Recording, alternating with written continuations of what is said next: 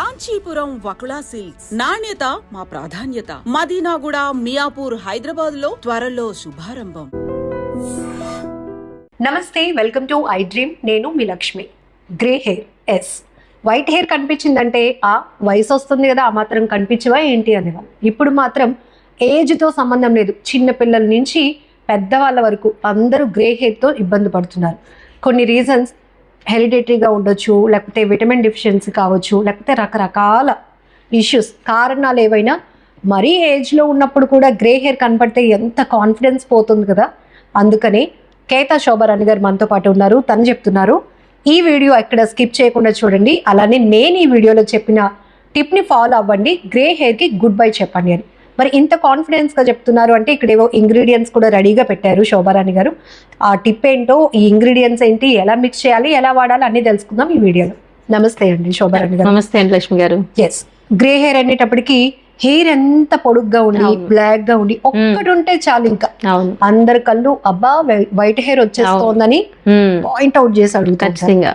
ఏం చెప్తారు ఈ టిప్ లో? అంటే ఈ వీడియోలో ఏదో చాలా కాన్ఫిడెంట్ గా ఉండొచ్చు మీరు అందరూ అంటున్నారు. అవును, ఖచ్చితంగా.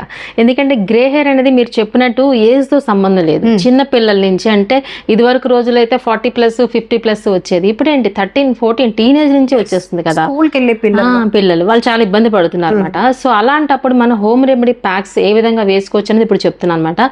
ఎందుకంటే గ్రే హెయిర్ ని కంట్రోల్ చేయాలంటే ఆల్మోస్ట్ అందరూ డైల్కి వెళ్తారు. డై అంటే కెమికల్ లేకుండా ఉండదు. సో కెమికల్ ఫ్రీ అయిన మన హోమ్ రెమెడీస్ ఏ విధంగా ప్రిపేర్ చేసుకోవచ్చు అని ఇప్పుడు చెప్తున్నాను అనమాట. అంటే డై వాడుతున్నప్పుడు కూడా మనకు ఒక రకమైన కాన్ఫిడెన్స్ పోతుంది. అవును, అంటే ఇంత చిన్న ఏజ్ లో మనం డైస్ వేసుకోవడం, కలర్, ఇదంతా పెద్ద సమస్య. సో ఇంట్లో ఇవన్నీ ఉండే ఇంగ్రీడియంట్స్. అవును, అన్ని ఎట్లా ప్లాన్ ఇది ఎలా అంటే, ఇది నేను ఎందుకు చెప్తున్నానంటే ఇక ముందు రాకుండా అన్నమాట, అంటే ప్రివెన్షన్ అంటే ఇది ఇంకా రాకుండా అది బెటర్ కదా. హెరిడిటరీ ఉన్నది అనుకోండి, పిల్లలకి ఆటోమేటిక్ గా వచ్చేస్తుంది. సో ముందు నుంచి మనం రాకుండా ఇలాంటి ప్యాక్స్ గాని అప్లై చేసినట్లయితే గ్రే హెయిర్ కంట్రోల్ చేసినట్టే కదా ఆటోమేటికల్లీ. సో ఇప్పుడు చూద్దాం ఏ విధంగా. ఇప్పుడు ఆనియన్ అంటే ఉల్లిపాయలు ప్రతి ఇంట్లోనే ఉంటాయి కదా. ఉల్లి చేసిన మేలు తల్లి కూడా చేయలేదు అంటారు కదా. ఉల్లిపాయ అనేది అంత పవర్ఫుల్ మనకి. సో అంత మంచి ఉపయోగం ఉంటుంది అనమాట. సో ఈ ఉల్లిపాయ మనకి జ్యూస్ కావాలి. ఇప్పుడు ఇందులో ఒక 1/2 బౌల్ కావాలన్నమాట. సో శాంపిల్ కు మీకు చూపిస్తాను. ఇప్పుడు మిక్సీ లేదు కాబట్టి ఇలా గ్రేట్ చేసేసి నేను జ్యూస్ చూపిస్తాను అనమాట. ఈ విధంగా ఉల్లిపాయను చిన్న చిన్న ముక్కల కింద కట్ చేసి మిక్సీ జార్లో వేసి అయినా పేస్ట్ చేసుకోవచ్చు, లేదా ఇలాగా ఇలా కూడా వచ్చేస్తుంది. సో శాంపిల్ కోసం క్వాంటిటీలోనే చేసుకుంటాం కాబట్టి మీరు పిల్లర్ యూస్ చేసుకొని ఇట్లా చేసుకుంటే ఈజీగా వచ్చేస్తుంది. ఇప్పుడు ఇక్కడ కూడా డౌట్ ఉంది. అంటే మీరు చెప్తున్న ఈ టిప్ మాకు ఎక్కడో అక్కడక్కడ ఉంటుందండి వైట్ హెయిర్. సో హెయిర్ అంతటికి ప్యాక్ ప్రిపేర్ చేసుకోవాలా అని అవసరం లేదు. హెయిర్ అంతా ఎక్కడుంటే అక్కడ పెట్టొచ్చు. బట్ నేను ఇందాక చెప్పాను చూసారా, ప్రివెన్షన్ అని. సో అలాంటప్పుడు కొంచెం ఎక్కువ అవుతున్నాయి వైట్ హెయిర్స్ అంటే మాత్రం హెయిర్ అంతా అప్లై చేసుకోవచ్చు. అప్లై చేసుకున్నా తప్పు అయితే లేదు, లేని చోట కూడా అప్లై చేసుకోవచ్చు. ఇక్కడ కూడా మీరు చెప్తూ ఉంటారు, ఇది ప్రిపేర్ చేస్తూనే చాలా టిప్స్ మాకు కావాలి.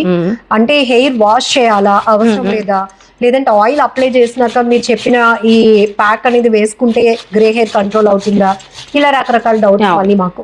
మంచి క్వశ్చన్ వేశారండి. ఇప్పుడు ఏదైనా సరే మనకి స్కిన్ ప్యాక్ అవ్వచ్చు, హెయిర్ ప్యాక్ అవ్వచ్చు, నీట్ గా ఉన్న ప్లేస్ లో, అంటే నీట్ గా ఉన్న హెయిర్ అయితే స్కాల్ప్ అవ్వచ్చు, లేదంటే ఫేస్ అంటే స్కిన్ అవ్వచ్చు, నీట్ గా ఉన్న ప్లేస్ మీద మనం ప్రిపేర్ చేసి అప్లై చేసిన ప్యాక్ అనేది రిజల్ట్ ఎక్కువగా ఎక్స్పెక్ట్ చేయొచ్చు. సో దీన్ని బట్టి మనకు అర్థం ఏంటంటే స్కాల్ప్ కూడా నీట్ గా ఉండాలంటే హెయిర్ వాష్ చేసుకున్న తర్వాత ఆయిల్ లేకుండా, వితౌట్ ఆయిల్. సో ఈ విధంగా మనం ప్రిపేర్ చేసాం అనుకుందాం. ఇది కూడా ఈ మాత్రం వచ్చింది కదా, జస్ట్ ఫర్ శాంపిల్ కాబట్టి చూపిస్తున్నా. దీన్ని ఫిల్టర్ చేసుకుంటాం.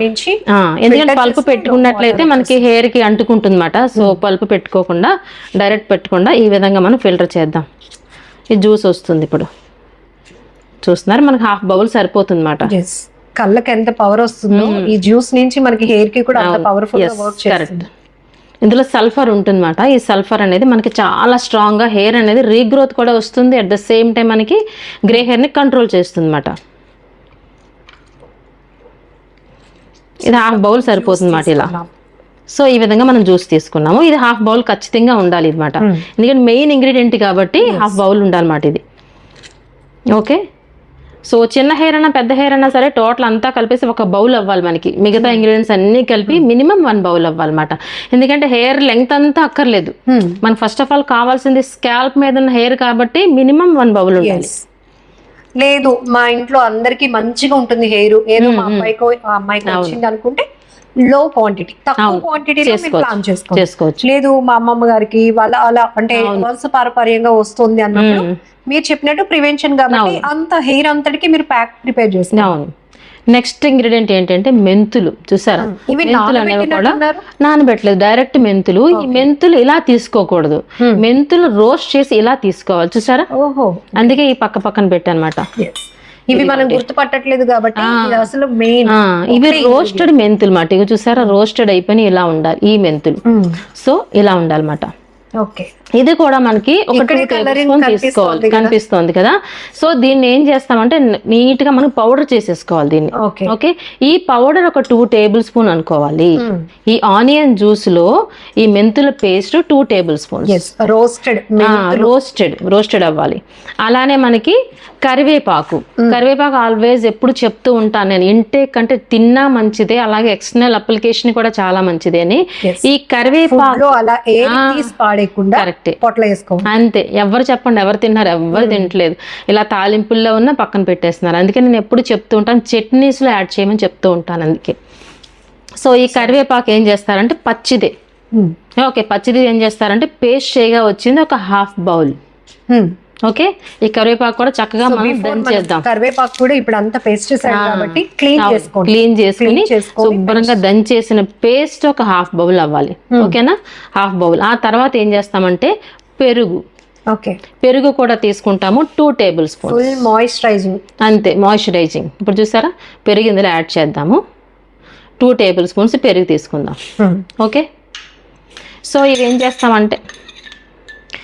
ఏం చేద్దామంటే పౌడర్ కాలేదు కాబట్టి డైరెక్ట్ గా వేసి చూద్దాం. జనరల్ గా అయితే మనం పౌడర్ ప్రిపేర్ చేసుకుని వేస్తాము, ఇప్పుడు మనం డైరెక్ట్ గా వేస్తున్నాం. జనరల్లీ అయితే మనకి పౌడర్ చేసుకుని వేస్తాం. ఓకేనా, మెంతులు మీరు పౌడర్ చేసి యాడ్ చేసుకోండి. ఓకే, మీరు ఈ టిప్స్ వెరీ క్లియర్ గా ఫాలో అయితే 100% రిజల్ట్ వస్తుంది. స్కిప్ చేసేసి మధ్యలో ఈమెదో మెంతులు కలిపేశారు కదా, మేము అలాగే కలిపినప్పుడు ఇది పట్టలేదు అట్లా అనొద్దు. ఆల్రెడీ శోభారాణి గారు చెప్పారు మనం వీడియో ప్రిపరేషన్ కోసం కాబట్టి అది పేస్ట్ పౌడర్ చేయకుండా మనం యూజ్ చేస్తాం, మాత్రం మస్ట్ గా పౌడర్ చేసుకోండి. ఓకే, సో అలానే కరివేపాకు కూడా మనం పేస్ట్ కింద చేసుకుని మాత్రమే ఇందులో యాడ్ చేసుకుంటారు. మనం పౌడర్ చేయలేదు కాబట్టి ఈ కలర్ లేదు అంటే బ్లాక్ వస్తుంది. అది బ్లాక్ వస్తుంది. అది ఇంకా ఇలా మిక్స్ చేసిన తర్వాత ఒక 1 అవర్ పక్కన పెట్టుకోవాలి. ఈ 1 అవర్ లో ఈ బ్లాకిష్ కలర్ ఇంకా చక్కగా వస్తుంది మనకి. 1 అవర్ పక్కన పెట్టాలి. మంచి బ్లాక్ వస్తుంది. బ్లాక్ సమ్ గ్రీనిష్ కలర్ కూడా యాడ్ అవుతుంది ఇందులో, ఎందుకంటే కర్రీ లీవ్స్ కదా. ఇది కూడా పేస్ట్ ఒక 1/2 బౌల్ అని చెప్పుకున్నాం కదా. బ్లాక్ గ్రీన్ ఎంత హెర్బల్ చూడండి, ఇది న్యాచురల్. ఇందులో ఎక్కడ కెమికల్ యూజ్ చేయలేదు. ప్రతిదీ ఇందులో మీరు అబ్జర్వ్ చేస్తే మనం తినే ఫుడ్డే ఉంది అందులో, అంతే కదా. మనం తినే ఫుడ్ మాత్రమే ఎక్స్టర్నల్ అప్లికేషన్ కి యూజ్ చేస్తున్నాం ఇక్కడ. చూడండి, మనం ఇక్కడ ఫోకస్డ్ గా పెడుతున్నాం కాబట్టి ఇమీడియట్ గా మనకి ఎర్లీగా రిజల్ట్ అంతే. కాకపోతే ఇది ఖచ్చితంగా మీరు ఎలా అప్లై చేసుకోవాలంటే, ఇందాక మీరు అడిగారు కదా క్వశ్చన్, నీట్ గా స్కాల్ప్ అంతా క్లీన్ చేసుకుని అంటే హెయిర్ వాష్ చేసుకున్న తర్వాత మాత్రమే ఈ ప్యాక్ అప్లై చేసుకోవాలి. సో లెంగ్త్ హెయిర్ ఉందనుకోండి, మనకి ఈ మాత్రం క్వాంటిటీ అక్కర్లా. మనకి ఫస్ట్ ఆఫ్ ఆల్ కావాల్సింది స్కాల్ప్ మీద, అంతే కదా. స్కాల్ప్లోనే హెయిర్ స్టార్ట్ అవుతుంది కాబట్టి స్కాల్ప్కి అప్లై చేయడానికి ఈ మాత్రం బౌల్ సరిపోతుంది. సో అప్లై చేసిన తర్వాత అట్లీస్ట్ 30 మినిట్స్ అలానే ఉంచాలి, ఒక హాఫ్ అన్ అవర్ తర్వాత షాంపూ వాష్ చేసుకోవచ్చు. అండ్ శోభారాణి గారు ఎప్పుడు ఏ వీడియో చెప్పినా సెల్ఫీ ఛాలెంజ్ చెప్తారు. ఎందుకంటే మనం ఏదో రాస్తున్నాం, అప్లై చేస్తున్నాం, ఇంకా మనకి రిజల్ట్ రాలేదు అని అనుకోకుండా మీరు యూజ్ చేస్తున్న కొద్ది, ఈ ప్యాక్ ట్రై చేస్తున్న కొద్ది మీకు రిజల్ట్ ఎలా ఉంటుందో చెప్పడానికి ఫస్ట్ మీ ప్రాబ్లం ఏదైతే ఉందో జస్ట్ క్లిక్ చేయండి.